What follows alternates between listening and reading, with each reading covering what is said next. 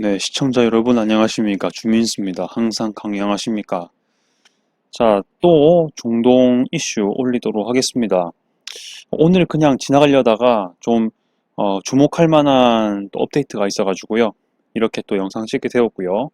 약간 급한 느낌의 영상을 올리게 됩니다.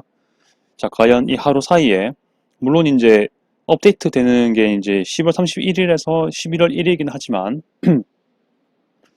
뉴스 자체는 또 뭐 10월 말 뉴스일 수도 있습니다. 그렇긴 한데 이제 새로 보이는 것들을 말씀드리는 거라서요. 한번 보도록 하겠습니다. 자, 계속 언급하는 나라는요. 나라와 지역은 이렇게 9개가 되겠습니다. 다시 한번 읊어볼까요? 왼쪽부터 해가지고 이집트가 먼저 나오고요. 그 다음에 팔레스타인 자치정부, 그리고 레바논 정부와 레바논의 헤즈볼라, 요르단, 사우디아라비아, 카타르, 아랍에미리트, 이란 이렇게 얘기합니다. 좀 더 추가를 해야 될 나라나 지역이 있으면요 업데이트 할 거고요. 지금은 일단 이렇게 9종류를 한번 보도록 하겠습니다. 네, 계속 이 지도를 제가 보여드리고 있는데 이게 꽤 설명할 때 요긴하게 쓰여서 말씀을 드리는 바입니다. 네, 이집트부터 업데이트를 보도록 하겠습니다. 다운이라는 파키스탄 뉴스 같아요. 거기에 어제 올라온 뉴스를 한번 봤는데 일단은 지도를 한번 보시길 바랍니다. 보시면요. 이 가자지구 지도가 있습니다. 보시면은. 근데 제가 새로이 검은색 표시를 한 게 있죠. 여기가 가자지구에는 수많은 난민 캠프가 있습니다. 그런데 그 난민 캠프 중에 북쪽 부분에 있는 자발리아라는 난민 캠프가 있고요. 여러분 아시겠지만 뭐 이스라엘 계속 이제 그 북부 지역을 계속 들어가고 있다고 하죠. 그거를 조금만 브리핑하고 얘기를 하겠습니다. 지금 이스라엘은 세 방면에서 조금씩 들어오고 있습니다. 예, 크리프 하고 있는데요. 자, 그게 어디냐면요. 화살표를 말씀드릴게요. 화살표로. 지금 제 화살표 여기 보이죠? 움직이고 있는 화살표 있죠? 여기로 들어오고 있습니다. 제가 지난 영상에 며칠 전인가요? 그때 그 가자지구 지리 이야기하면서 가자지구는 모든 가자지구 땅이 시가지가 아니라고 했습니다. 광활지가 분명히 있고 공활지가 있다고 했는데요. 그 부분이 여기가 되겠습니다. 그 부분도 여기에 속합니다. 그래서 시가지까지는 약간의 거리가 있습니다. 아무튼 여기에 들어와 있고요. 엘렛스 크로싱이라고 보이죠? 요 오른쪽 이쪽 기퉁이에도 좀 들어온 상태고요. 그리고 보시면 지금 여기 약간 노란 거랑 또 여기도 노란 거 있지요. 이 사이에 흰 부분이 좀 있지요. 여기 인근에 이제 와디 가자가 있는 겁니다. 가자를 반으로 쪼갤 수 있는 지리적으로요. 네, 그 위쪽 부분에 이스라엘이 이렇게 화살표와 같은 방향으로 훅 들어오고 있는 거죠. 그러니까 이제 그 뭐라고 해야 되겠습니까? 후방을 막는 방법으로 지금 가고 있죠. 그래서 지중해 방향으로, 지중해와 거의 수직 방향으로 이렇게 들어가고 있는데, 자, 아무튼 간에 그 사이에 이렇게 가자시티랑 뭐 자발리아 지역, 그리고 베이트 하눈 이런 지역들이 좀 포비가 되는 느낌이 아닌가 이렇게 봐지는 상태입니다. 이걸 좀 보고요. 라파 국경 위치 알죠? 여기 있습니다. 반대로 남서쪽 밑에 있습니다. 이거를 같이 좀 말씀드릴게요. 일단은 예, 계속 이제 뭐 라파 국경을 여니 뭐 지원하니 이런 뉴스가 잘 나오다가 이 뉴스도 나왔습니다. 라파 검문소 근처에 이집트 군사들이 배치되었다는 소식이 이어지고 있습니다. 이집트 군사 특히 이제 보병도 있지만은 여기서 언급하고 있는 건 탱크입니다. 탱크가 배치가 되어 있는데 규모는 어떤 언론에서는 dozens of라고 해서 이제 뭐 여러 대의 수십 대의 이렇게 얘기를 하는데 그냥 좀 적지 않은 그렇다고 해서 뭐 엄청 막 뭐 군단 단위는 아닌 좀 대대급의 느낌인 것 같아요. 몇십 대면 그런 느낌의 규모의 전차를 배치를 했는데 그 장소가 어디냐면은 라파 검문소 근처인 겁니다. 무슨 말이냐? 지금 제가 화살표 표시하고 있죠. 이 왼쪽 이 라파 크로싱 왼쪽에 제가 대충 이렇게 표시하고 있는데요. 그러니까 뭐냐? 가자랑 이집트가 접하고 있는 곳에 예, 이렇게 전차를 배치시키고 있다. 이게 무슨 말인지는 좀 더 두고 봐야 되겠지만 딱 지금 그냥 간단하게 생각하기로는 불법적으로 국경을 넘지 못하도록 막는 조치가 아닌가라는 생각이 드는 게 전차들이 이스라엘 국경을 맞닥뜨리는 곳에는 배치됐다는 얘기가 아직 없어요. 언급이 없습니다. 라파 검문소 가자 지구 국경을 의식하고 있다라는 그런 점에서 봤을 때 가자에서 또 넘어오는 뉴스 보니까 이따가도 말씀드릴 거지만은 지금 그 이집트랑 이스라엘 하마스가 합의를 했습니다. 카타르의 중재하에 합의를 했는데 이제 진짜 외국인 여권 소지자랑 진짜 심각한 중상자들이 넘어올 수 있습니다. 이제 넘어오거든요. 제한적이긴 하지만 예, 그런 말이 많죠. 그래서 이제 그거에 대한 대비가 아닌가라는 생각이 듭니다. 아무튼 뭐 기갑부대까지 왔는 건 좀 신기하긴 한데 무튼 이렇게 얘기를 할 수 있고요. 좀 더 이 이집트 군사 이 군의 전차의 어떤 역할 이게 뭔지를 좀 더 주시를 해봐야 될 것 같습니다. 네, 요르단 계속 이제 맹비난하고 있죠. 오늘 뉴스가 되겠습니다. 가자 전쟁에 맹비난하고 있는 건 이스라엘에 대한 맹비난이겠죠. 네, 그렇게 되는데 지금 여기서 말하고 있는 건요. 로이터에서 말하는 거는 아까 그런 맹비난도 계속 이어지고 있고 그리고 이제 이란에 대해서는 좀 우려를 하고 있습니다. 그러니까 계속 이제 지금 헤즈볼라, 이란이 뭐 전쟁을 도모하느니 뭐 구상을 하고 있다는 이런 얘기들이 왔다 갔다 하는 것 같은데 여튼간에 이제 이 가자 전쟁에서 이란이 가세를 할까봐 충돌이 더 커지게 될까봐 우려를 하는 모습들이 같이 보이고 있습니다. 요르단 역시 이 뭡니까 안정 그리고 전쟁 막는 걸 되게 좀 중요시하거든요. 그렇기 때문에 이집트랑 비슷하게 자국의 안정을 매우 중시하는 상황인 것 같습니다. 일단은 3번 가겠습니다. 아랍에미리트 이것도 오늘 뉴스가 되겠습니다. 아랍에미리트는 이스라엘에 대한 비난을 좀 얘기를 하고 있습니다. 어떤 계기가 있냐면요. 아까 자발리아 난민 캠프 말씀드렸죠. 여기 왼쪽 오른쪽 위에 검은 동그라미 있죠. 여기가 난민 캠프인데 여기를 스트라이크 했다는 거에 대해서 맹비난하고 있습니다. 근데 제가 이제 이스라엘 쪽 언론도 읽어봤는데 이스라엘 언론도 역시 자발리아 캠프를 이스라엘이 어택을 했는데 아랍에미리트랑 다른 아랍 국가들이 비판한다 이런 걸 보여주더라고요. 아무튼 이제 여기도 그렇게 보여주고 있다. 아라비안 비즈니스. 최소한 이스라엘 언론은 아닌 것 같죠. 아랍의 언론 같죠. 아무튼 여기서도 이제 얘기를 하고 있다는 사실을 말씀드립니다. 즉각 휴전해야 된다. 인도적 차원에 의해서라도 국제법을 준수해서라도 이렇게 얘기를 하는 거죠. 사우디아라비아는 좀 이번엔 특이하게 제가 Times of Israel 아주 대표적인 이스라엘 언론을 가져왔습니다. 뭐냐면요. 그 자발리아 난민 캠프 공격 비난 즉각 휴전 요구 이거 요르단이랑 스탠스가 똑같죠. 목적은 비슷할 겁니다. 표현하는 게 조금씩 다를 수 있는데 결국 같은 맥락을 가지고 있다는 것. 정권 안정 그리고 이 전쟁을 통해서 이 중동 사이에 안보적인 균열이 발생하는 걸 원하지 않는다고 봐야 되겠죠. 기본적으로. 그 제가 책을 좀 읽어봤는데요. 그 사우디아라비아의 외교적인 기본 지침이 뭐냐면 가까운 국가, 즉 이제 인접한 국가하고는 최대한 이제 안보적인 것은 좀 위협 요소를 막는 게 목표입니다. 그리고 원거리 국가하고는 좀 실리적인 외교를 하는 게 일반 원칙이라고 하더라고요. 다른 나라도 그런지 모르겠지만 일단 최소한 사우디는 그렇습니다.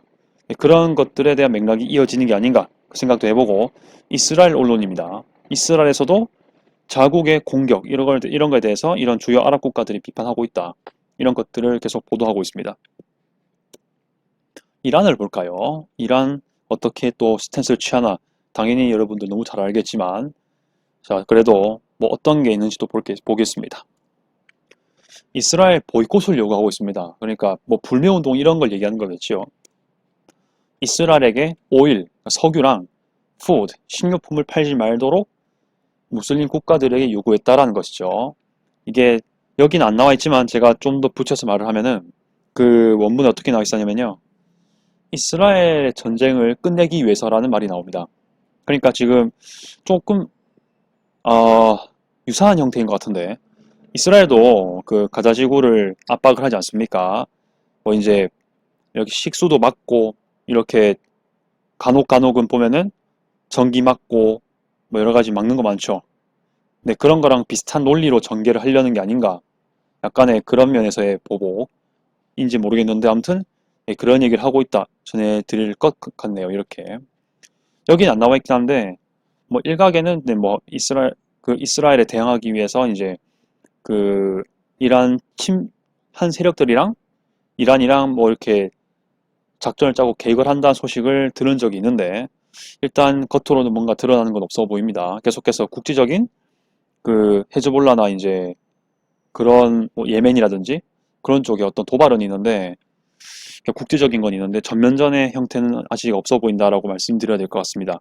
그렇다고 해서 확전의 가능성이 없다는 건 아닙니다. 분명히 대비를 해야 되죠. 분명히 그거는 대비를 해야 되고 하지만 지금 정황으로 봤을 때는 지금 이란이 사실은 되게 오랫동안 뭐 이런 것들을 할 거라고 모르진 않았지 않겠습니까? 이게 제 생각인데 지금 뭐 이제 계획을 짠다라는 거는 되게 좀 즉각적인 군사 대응을 하지 않는 모습이 보여지는 거로 저는 판단하고 있습니다. 아무튼 계속 보죠. 네, 이번에는 네, 팔레스타인 자치정부 얘기입니다. 예, 요즘에 갈수록 좀 더 중요해질 수 있는 논점의 또 방점이 이 자치정부로 갈 수 있습니다. 자, 이제 영국 정부 홈페이지에서 제가 가져왔는데요. 무슨 말이냐면은 예, 영국 총리랑 만났다는 얘기입니다. 네, 총리랑 만난 그 담화를 좀 요약해서 말씀을 드리면 마무드 아바스 수반이 순핵 영국 총리와 회담했다라고 얘기를 합니다. 그리고요. 인도주의적 위기에 대해서 논의했다라고 제가 적었는데 이거는 이제 마무드 아바스가 얘기한 거고요. 순핵 총리는 이제 여기에 홈페이지 들어가면 어떤 말을 하냐면요. 일단 애도를 표한다고 했고요. 이제 민간인에 대한 아주 그 비참한 피해 이런 것에 대해서 아주 유감을 표하고 또 인도주의적 얘기를 분명히 하긴 했고요. 그리고 이제 여러 가지 플러스 알파 이제 미래에 관한 논의를 하는 것까지 얘기를 했습니다. 이제 앞으로 가자지구랑 사안지구에 대해서 어떻게 처리할 것인가, 어떻게 평화를 구축해 나갈 것인가, 평화 프로세스를 어떻게 할 것인가 이런 얘기를 했다라고 전해주고 있습니다. 뭐 평화 프로세스에 대한 구체적인 얘기는 안 나와 있는 것 같은데 일단 그런 거론이 되었습니다. Peace process라는 말이 나왔었거든요. 아무튼 그렇게 볼 수가 있습니다. 7번 갈게요. 헤즈볼라. 오랜만에 그 미국 쪽으로 네 가져왔습니다. 아 이거 오타 났네요. 뉴토크가 아니고 뉴욕. 이거 T가 아니라 Y입니다. 예, 양해 부탁드릴게요. 타이핑하다가 틀렸네요. 네, 뉴욕타임스 우리가 알고 있는 그런 저명한 뉴스입니다. 네, 이스라엘과의 전면전을 주저하고 있다라고 평가를 하고 있는데 헤즈볼라 현상적으로는 주저하는 게 맞죠. 왜냐하면 만약에 전면전을 원래부터 할 생각이었으면은 10월 7일 이미 하마스가 약간의 그런 기습을 할 때부터 동시에 내려오거나 조금씩 그때 이후로 빠른 움직임이 있어야 됐습니다. 그런데 지금은 그런 게 없지요. 그래서 주저하고 있는 건 맞습니다. 뭐 이렇게 되면 안 되겠지만 혹시 아주 나쁜 가정이에요. 전면전 하려고 한다. 그렇게 해도 이미 그것은 바로바로의 가정이 아닌 건 맞는 거죠. 근데 이제 전면전 그런 행위가 없기를 전 바랍니다. 네, 최대한 민간인 피해가 없어야 되기 때문에 전쟁이 확전되는 것은 네, 누구에게나 좋지 않겠죠. 아무튼 그렇게 얘기하겠습니다. 네, 카타르입니다.